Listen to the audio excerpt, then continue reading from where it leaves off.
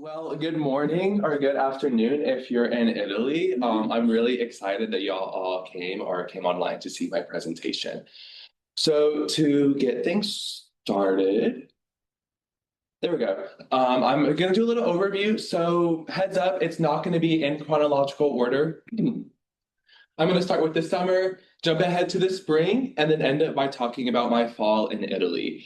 So this summer, I was at Rice University participating in the REU Translating Research in the Psychological Sciences to the Real World.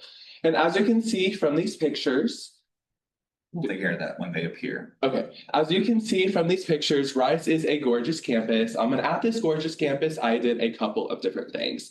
Firstly, I attended different professional development seminars throughout the week. So things like CV development, what should be in a personal statement, stuff like that, as well as heard from research from the different psychology professors at the university. Secondly, I was a research assistant in the Behavioral Mechanisms Explaining Disparities lab. And this is a psychology health lab. So it looks at the health effects and mental health effects of different stressors. More specifically, the project I was helping with was looking at the effects that spousal dementia caregivers took on. So I did a couple of different things as a research assistant. I learned how to administer different neurocognitive assessments. Two of them right there being the MoCA and the digit span. I was actually able to do those with participants and learned how to score those. But I also did things like assess blood pressure and stuff like that. So gained a lot of different clinical experiences. But lastly, I did a research project with data they already had. So I was looking at the same population, spousal dementia caregivers, and I looked at how childhood trauma moderates some mental health relationships in this population. And while I'd like to give you my entire 12-minute research talk I gave at the end of that presentation at the end of the summer, I don't have that time, so I will skip to the key takeaway slide, which is that childhood trauma does put spousal dementia caregivers at a greater risk for adverse mental health outcomes. Basically, this means that caring for a spouse with dementia may already put you at risk with some of these adverse mental health outcomes, like a decline in emotional well-being. But if that individual experienced childhood trauma growing up, this risk is even greater. After that, I created a poster and took that to Chicago and presented at the SBSM conference. It was kind of cool. I got to hear all about a bunch of different types of research, but also explore Chicago, as you can see right there. And through that, I am going to be third author on a paper that's being submitted to a journal. And then in addition to publications, I had a paper that I wrote my freshman year get accepted into the undergraduate journal here at UTSA. But before I close out talking about the summer, I wanted to give a huge shout out to Kelly, Paula, Dr. Fagundes, and Dr. DeLucia, because they provided so much support and mentorship throughout the summer. I always had so many questions at odd hours of the night when I was working on my projects, and they always responded. So I wouldn't have been able to do any of what I just did without them. Now, along the same lines of child abuse and trauma, this semester I took a child abuse and domestic violence course, which was taught by an actual counselor. And this course was extremely interesting. We went through the book, The Body Keeps the Score by Dr. Vanderkolk, and it basically took psychology and neuroscience and the physical body and talked about how childhood trauma disrupts all of that and how it's all related, and how it can be treated. And throughout the course, we had different guest lecturers, which were practitioners from around the area. So I heard from music therapists, crisis counselor therapists, and even an art therapist. So I wanted to include my art therapy exercise that I did as part of that course. But along the same lines of trauma and research, I joined Dr. Stroud's Task Lab, which stands for Trauma, Anxiety, Stress Research Lab. And he's leading a study right now trying to assess risk and resilience in first responders to inform interventions. And so far, I've helped with standardizing measures, but I'm going to help with data and recruitment soon here too. Along the same lines of research, I'm going to be doing an honors thesis next year under Dr. McNaught Castle. So I've started doing my literature review and proposing my models. There, of course, is a clear link between adverse childhood experiences and adverse mental health outcomes. But right now, there's a dispute in the field where if positive childhood experiences buffer this relationship. And so I want to dive deeper into that and to explore that. But I'm also really curious in cultural belonging to see if cultural belonging could serve as a buffer or moderator in this relationship as well. Now, keeping that childhood trauma forefront, but on a more service level, during April this month, I organized a Cardboard Kids event. And it's important that it was during April because April is Child Awareness Prevention Month. Excuse me. And so basically, each 3-foot cardboard kid, they all look really cute, but it is a deeper subject because they each represent a child that was abused or neglected. So it's all about bringing the statistics of child abuse to life. Along the same lines of service, I was a reading buddy with Project Transformation.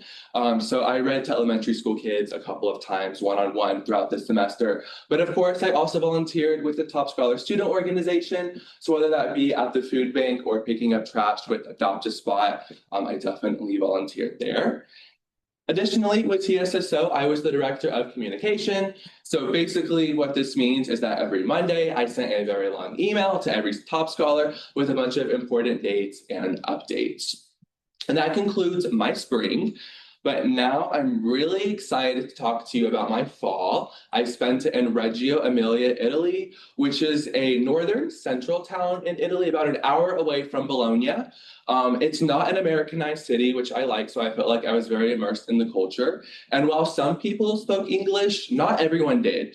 So I did have to learn basic Italian to talk at the grocery store and order food and whatnot. But in these pictures, right here, my apartment was right in the city on this right side right here. And then these are 2 piazzas or squares that I spent a lot of my time out, maybe like a 2-minute walk, 30-second walk from my apartment.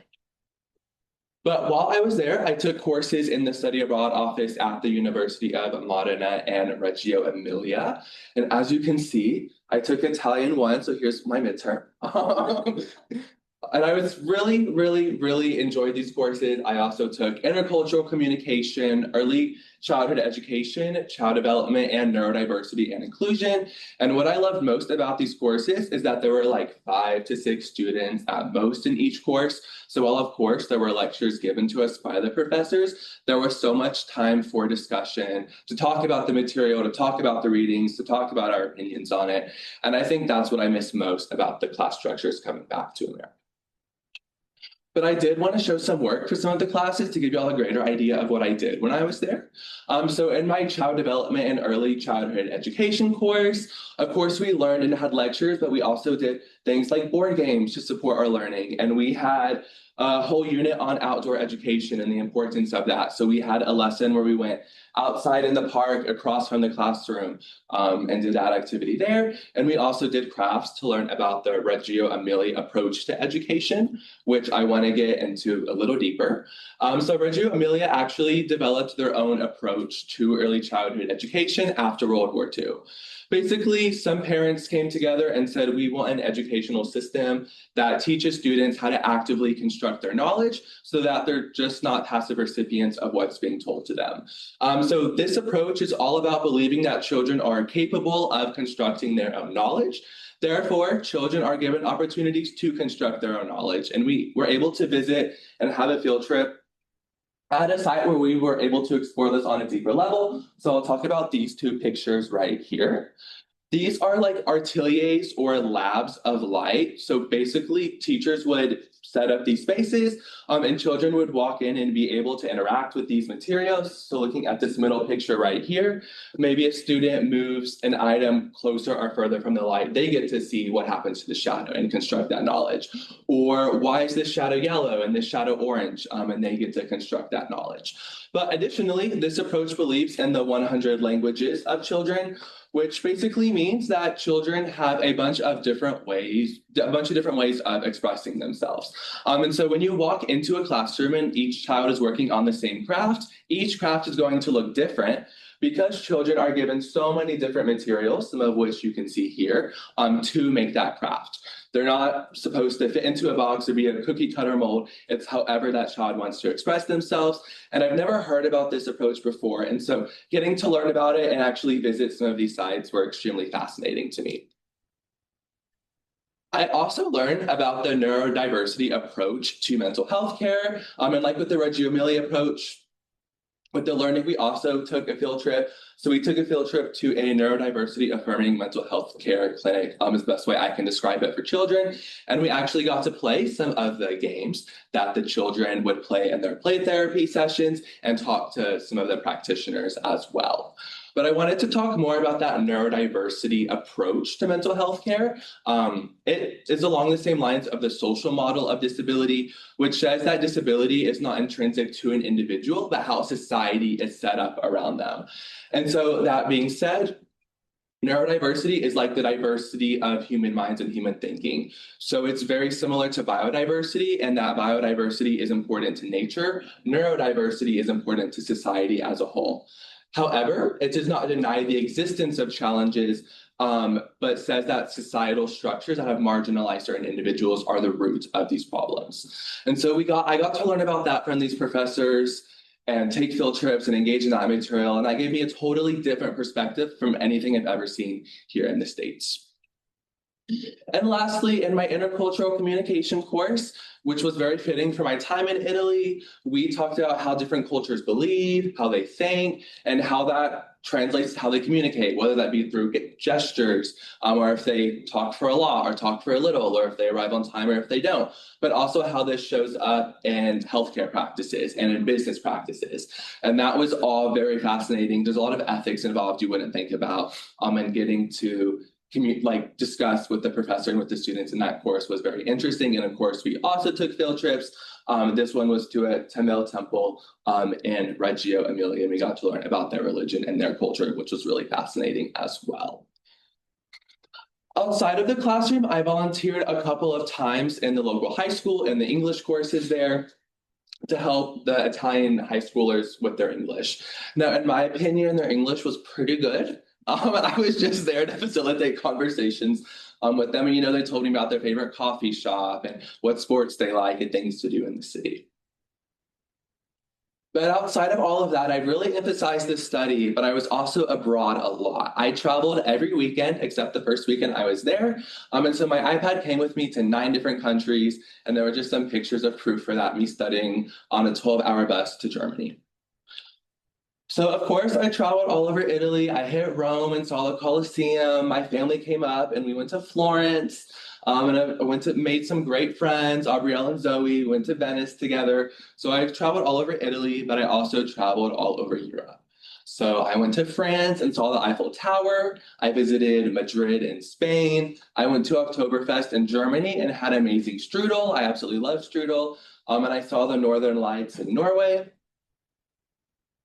But I also saw the winter markets in Czechia, which honestly, like the architecture, the pictures don't do it justice. Czechia is so cool. It's like walking around a fairy tale. There's like a 600-year-old bridge and an even older castle. And then my grandparents are from Czechia and currently live there. So I was able to visit them on this trip as well. But I also visited the winter markets in Austria, which is super beautiful. But fun fact, I took a train from Austria to Czechia. You can literally take trains to different countries in Europe, which was really cool. I took this picture in Switzerland and I wanted to share it because I think there's so much color in this picture, and I think this depicts how I felt in my time in Italy. I've never been happier. Life just became really vibrant and full of color. Before this time in my life was governed by a to-do list and a calendar and acceptances and productivity, but for once I had a life outside of productivity. And I wish I could put into better words what it meant to me, but life just became really beautiful and really vibrant, and I fell in love with the world and life during that time. And I wanted to end my time in Europe by talking about my favorite trip I took, which was to Greece. Mamma Mia has been my favorite movie since I was 4 years old, and Greece is where Mamma Mia was filmed. So I went and I visited the different islands where it was filmed and saw all the movie sites, and definitely cried a lot at the end of that trip. But going forward, this summer, I'm going to be a data specialist intern at Girls Inc., which is a nonprofit aimed at getting more females in STEM. But I'll also be working on those research projects I mentioned earlier. So I'll be furthering my honors thesis and doing some data management for the task lab. And then I am entering my senior year, so I have to figure out what's next. So I'll be working on my PhD applications for clinical psychology because it has always been the end goal. But because I had such a transformative experience in Europe, I really want to go back for a year before I start that. So I will be applying to things like Fulbright and Rotary to try to get myself back into Europe for a year. But I'm going to cast a wide net and we'll just see what happens.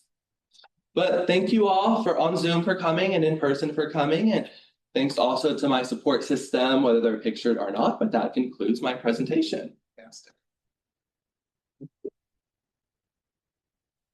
So I have a few things I want to mention. First and foremost, your research that centers childhood trauma is so fascinating and so awe-inspiring. Thank you. So I am really glad to see you pursuing those things and in this specific space. Thank you. I shared with Christy during selection weekend that you stood out in a L full of top scholars with so much buy-in that are seeking to continue their legacy by choosing their successors. You did an especially exceptional job. Thank you. And it was good sharing some conversation with you that day as well and getting to speak with you a little bit. Thank you. The vibrancy that your time abroad gave you is very similar to the vibrancy that staff members feel anytime they're in the same room as you. Thank you. So I think you had a fantastic time abroad, a great year, and we're excited to have you back and see what's next. Thank you. Thank you. Congratulations. Thank you. Yeah, great job, Ricky. It's so nice to always be able to work with you. And I'm really excited about your new position with TSSO. Me too. And being able to do that. I think you're doing such really interesting work on a lot of levels. And I hope you will share the intellectual side of yourself with others, much like you're sharing your social self and your personality, so gregarious or naturally drawn to you. But it can be easy to miss how deep your academic work is. Thank you. Very, very impressive. Thank you. I also think that you're going to have to figure out how to balance what comes, like focusing on what comes after graduation with making the most of your final year. I agree. So remember to not just be thinking about 2 years from now, but enjoy the moment, which I think you have a need to do. I just want to remind you. Thank you. I need the reminder. So thank you. So, thank you. Yeah. Good work. Thank you. Good work. Anyone else in the room that would like to share any thoughts? Yes, Sana. Yes, Ricky, you are such a vibrant person, like everyone has said, but also you are such a light-hearted person, and every single conversation with you is always so enjoyable, but you're also a realist. And I think that that's going to take you very far in life because you have something to say and your personality makes people want to listen. And there is genuinely no one that I would rather see taking over TSSO because you care for the program and you care for people as individuals. And we need more of that in the world in general. And you've seen the world. You have a taste of how freeing life can be. And I know that you're going to approach every single thing that you do from now on with that same level of expectancy. And I have no doubt you're going to go super far. I cannot wait to see where you're at in 10 years. And I truly hope that it won't be a surprise to see where you're at like 10 years from now, because I really hope to stay in contact with you. Me too. From the first phone call that we ever had before selection, I was like, he's getting it. He's cool. He's getting it. But yeah, I love you. You're gonna go so far. Thank you. Thank you. Thank you. We have some comments from our virtual guest, Brianna, who says, Ricky, you are such a bright light in this program. I am so excited to see everything you accomplish as executive director next year. Oh, I truly look up to you and aspire to radiate the amount of joy and smiles you do. I can't wait to see what's next for you. Christopher Fauna says, great job. Thank you. Alvin says, Ricky, you are such a driven person that has accomplished so much. You really know how to light up a room and bring laughter and connection. Can't wait to see what's next. Thank you. Marilisa, Malaysia. Thank you so much, Ricky, for sharing all of this. You've accomplished so much. It was truly a pleasure having you in my class and in our USAC study program. in Reggio Emilia. We miss you. Thank you. I miss y'all too. Right, fantastic. Good job. Thank y'all.